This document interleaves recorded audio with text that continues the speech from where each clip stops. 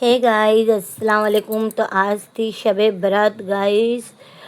और फिर मैं बाज़ार गई थी। बाज़ार जाके बाज़ार लेके आई गाइस, क्योंकि फातिहा का बनाने का था मेरे को।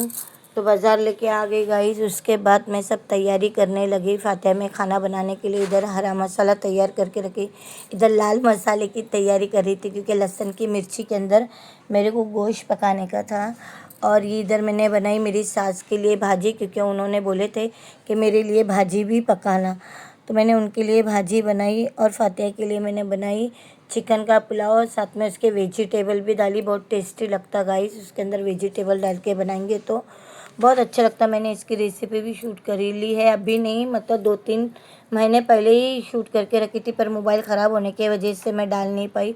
मोबाइल चालू होगा तो मैं उसकी रेसिपी भी डालूँगी गाइस। बहुत टेस्टी बनता है, आप लोग कभी ट्राई करना। और ये इधर मैंने बनाई थी फातिहा के लिए थोड़ा सा रवा बनाई थी। मैं बोली रवा भी रखते हैं हम लोग फातिहा में, तो वो बनाई थी थोड़ा सा रवा। और रोटी, चावल, उबलेला गोश्त, पुलाव, सालन, रवा, दूध केला और फ्रूट भी रखते हैं, जो मैं भूल गई थी गाइस। और रवे के ऊपर दही भी डाल के रखते, वो भी भूल गई थी मैं। और साथ में मेरी सास ने फूल लेके आए थे कब्रों पे डालने के लिए, तो वो भी रखी थी मैंने साइड में। और तब वो मेरी फातिहा दे रही थी गाइस। और इधर लोबान की तैयारी हो रही थी।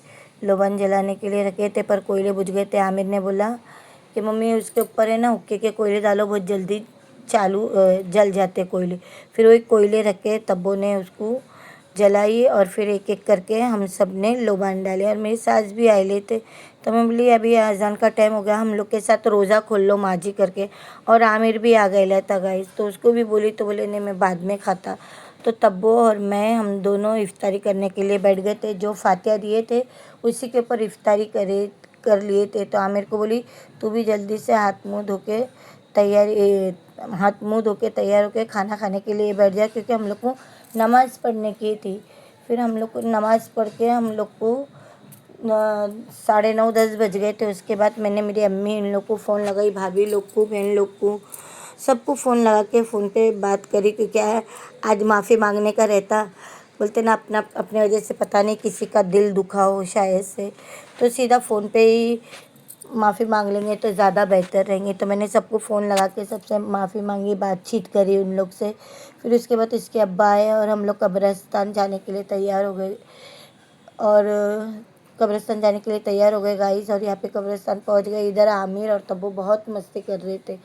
और इसके अब्बा और आमिर ये दोनों कब्रिस्तान जाएंगे, और तब्बू और मैं हम दोनों रिक्शा के अंदर ही बैठे रहेंगे गाइस पढ़ते हुए। तो इधर इसके अब्बा भी अभी जा रहे, उनको मैं बोल रही थी ऐसे ऐसे पढ़ो करके अंदर जाएंगे तुम, क्योंकि हम लोग हर साल आते। और मेरी सास भी आते, पर मेरी सास इस बार नहीं आए थे, पता क्यों नहीं। वो बहुत ज़्यादा थक गए थे और रात भी हो जाती और वो जल्दी से सो जाते, ये वजह से माँ जी नहीं आए थे। और हम लोग ही जाके आए थे इधर बाजू। इन लोग जाके आ गए थे कब्रिस्तान में फूल वगैरह डाल के गाइस। और यहाँ पे फिर दोनों भाई बहन की मस्ती शुरू हो गई। दोनों एक दूसरे के ना वीडियो निकाल रहे थे। वो खाने के टाइम पे, इफ्तारी के टाइम पे उसके वीडियो निकाल रहा था, और अभी ये इसके निकाल रही थी। और बोल रही थी तू टोपी में अच्छा दिख रहा माशाल्लाह। और इसके अब्बा ने हम लोग के लिए लेके आए थे गाइस कबाब पाव। अगले बार मेरी सास थे तो उन्होंने हम लोग को खीरी और कबाब पाव खिलाए थे। तो मैं बोली नहीं, माँ जी ने हमको खिलाए थे तो तुम भी खिलाओ करके। तो इसके अब्बा ने हम तीनों के लिए लेके आए थे, उन्होंने नहीं खाए थे। तो हम लोग खाए पिए फिर वहाँ से निकल गए, क्योंकि हम लोग को जाने का था मखदूम शाह बाबा की दरगाह पे। हम लोग नहीं जाएंगे, खाली बाप बेटे दोनों जाएंगे, फूल डालने के लिए जाएंगे गाइस। इतनी अच्छी दरगाह तैयार करे थे ना, मतलब उसको सजाए थे, बहुत अच्छी लग रही थी दरगाह में, इतनी रौनक थी बोलते हैं। और बहुत गर्दी भी थी दरगाह के अंदर भी, बाहर भी बहुत गर्दी थी, क्योंकि जागने की रात थी ना गाइस। तो सब जन आते दरगाह में कब्रिस्तान पे फूल डालने के लिए।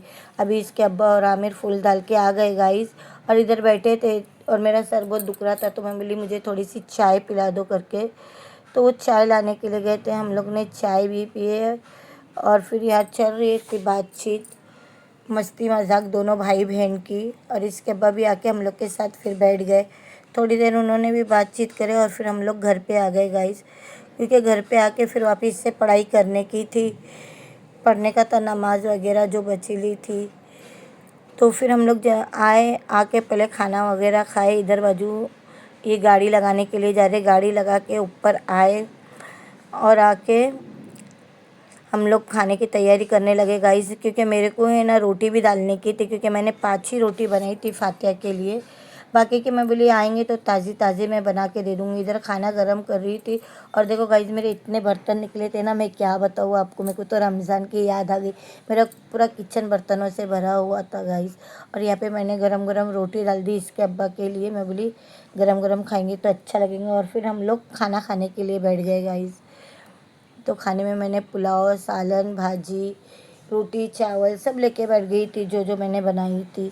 इसके अब्बा, मैं, तब्बो, हम लोग तीनों खा रहे थे। आमिर को बोली थी तू भी खा बेटा, तो बोले नहीं मेरा पेट भरेला है करके। फिर बस हम लोग ने खाना भी खाए। खाना खाने के बाद नमाज की तैयारी में लग गए गाइस। आज का बहुत बड़ा दिन रहता, क्योंकि आज शब बारात रहती, जागने की रात रहती, मगफिरत की रात रहती गाइस। बस अपने से जो भी गलती हुई इसके लिए दुआ मांग लेने का, माफ़ी मांग लेने का गाइस। और मेरा व्लॉग कैसा लगा बताना। चलो अल्लाह हाफिज़।